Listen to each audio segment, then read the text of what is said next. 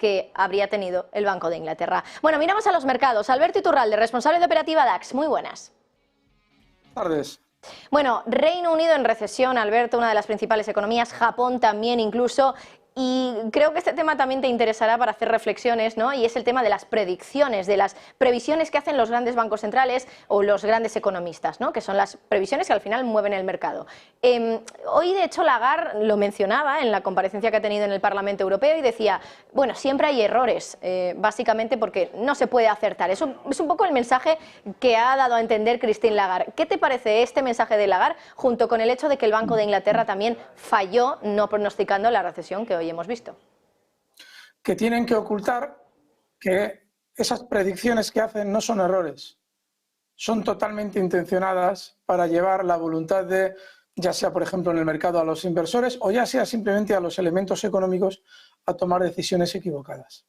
Cuando todo el planeta decía y le avisaba a Powell que su emisión de moneda masiva con esos tipos de interés iba a generar inflación, él decía que era una cuestión coyuntural.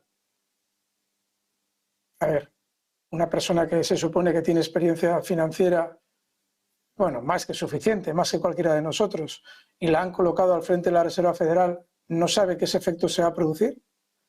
Sin embargo, su previsión era la de que era un fenómeno coyuntural, porque políticamente interesaba lanzar ese mensaje. Y sobre todo, lo lanzaba para que los operadores económicos no tomasen las decisiones acertadas en su momento. Y así vimos a bancos quebrar por haber creído las palabras de Powell, por poner un ejemplo, y una vez que hemos puesto el ejemplo de Powell y la mayor y más formidable metedura de pata de los últimos años, hay que deducir que no es una metedura de pata.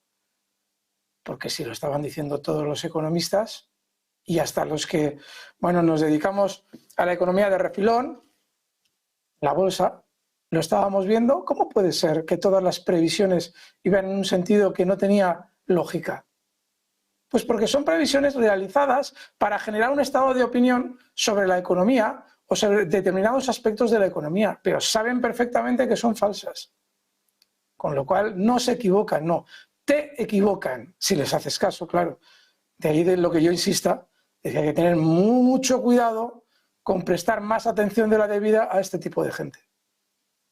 Precisamente, hablando de previsiones, el año pasado casi todos estaban pronosticando una recesión para Estados Unidos y al final esa recesión no ha llegado. Y de hecho ahora escuchábamos declaraciones de hace unos días de Yellen un poco jactándose de que esa recesión tan pronosticada no ha acabado llegando y que ha sido gracias a ellos. Claro, lo que no dice Yellen es lo que luego sí que ha dicho Lael Brainard ayer en una entrevista, que ha sido en gran parte por el gasto fiscal que ha llevado a cabo Estados Unidos.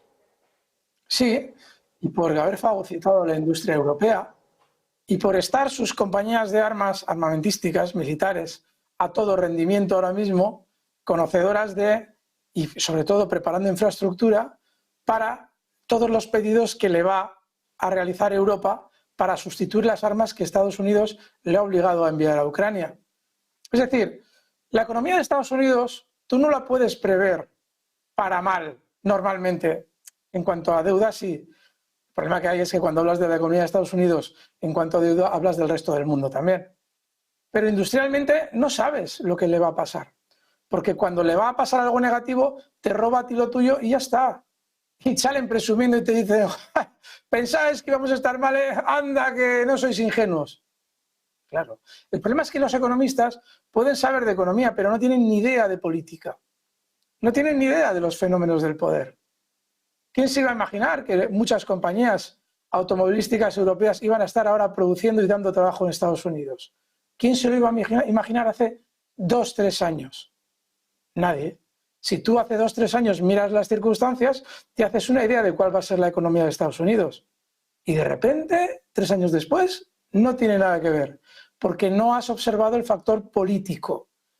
Mientras Estados Unidos tenga colonizada Europa y empobreciendo la voluntad, la economía de Estados Unidos irá como Estados Unidos quiera y los europeos le permitan. De manera que no, las previsiones que se hacen son en el ámbito económico, no dan ni una. Hagan alguna en el ámbito político y entenderán por qué Europa se va a hundir en la miseria durante los próximos años. Y esta previsión, que la llevo haciendo desde que se adoptaron las primeras medidas contra Putin, se va viendo cada día más en la economía europea. ¿Ven? No es una previsión económica, es una previsión política y lógica. Ya mirando al mercado, seguimos teniendo hoy subidas. Hoy hemos conocido varios datos que apoyarían la versión o el argumento de que la economía de Estados Unidos quizá está un pelín más débil con el dato de producción industrial y el dato de ventas minoristas, y tenemos otra vez al S&P por encima de los 5.000. Luego tenemos también, bueno, hoy es verdad que Nvidia, por ejemplo, que es una de las que más ha tirado, no está subiendo, está cayendo un 1,2, y luego tenemos la noticia de que Berkshire Hathaway ha vendido gran parte de sus acciones, no, un paquete importantísimo de acciones de Apple, no gran parte porque todavía sigue teniendo muchas, sin duda. Así que comentario general del mercado, Alberto, eso te pido. Es sospechoso que en la misma semana, tanto Amazon como creo que Meta también, y ahora Berkshire Hathaway al respecto de Apple, nos estén diciendo que venden paquetes de acciones. Cuando se realiza ese tipo de declaraciones, normalmente se intenta generar una opinión negativa sobre el mercado. Sin embargo, dense cuenta de que señor Bezos nos ha dicho que ha vendido la mitad de Amazon de los que quería vender. Berkshire nos dice, he vendido, pero todavía tengo muchas. Y así con todo lo que estamos escuchando durante estas semanas. El mercado, una vez que ha llegado el S&P 500 a 5.000, es probable que tenga un recorte.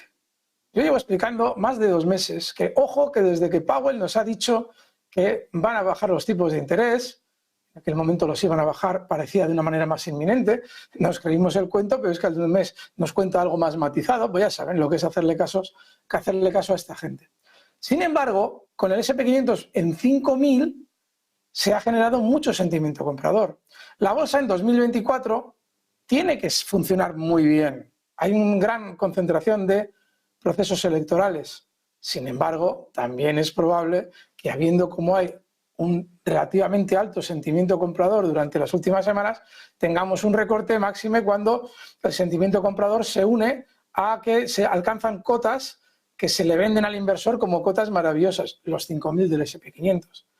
Ese recorte, si es que llega, yo creo que es muy probable, no va a ser el fin de una subida, porque vamos a tener un 2024 muy alcista en ese sentido. Sin embargo, para un susto puede dar, de manera que uno tiene que optar cuál es su planteamiento en el mercado. Si está especulando a días vista o a semanas vista, yo quizás me mantendría un poquito al margen. Si lo está haciendo a modo ahorro, la bolsa sigue bien. Y más cuando nos recuerdan los grandes que están vendiendo de sus propias compañías. Pues Alberto Iturralde, responsable de Operativa DAX, muchas gracias como siempre por estar aquí en Negocios Televisión. Gracias, fuerte abrazo. Bueno, y del análisis